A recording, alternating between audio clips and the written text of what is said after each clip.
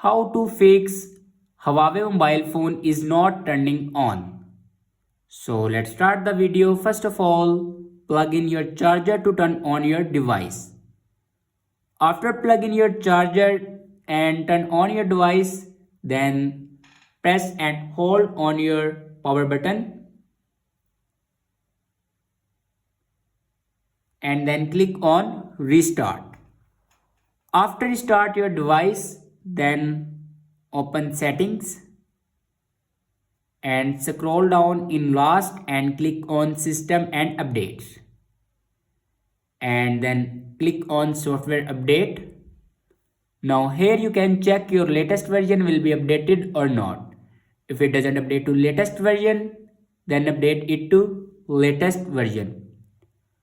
After that your problem will be fixed. I hope this video is helpful for you. Thanks for watching.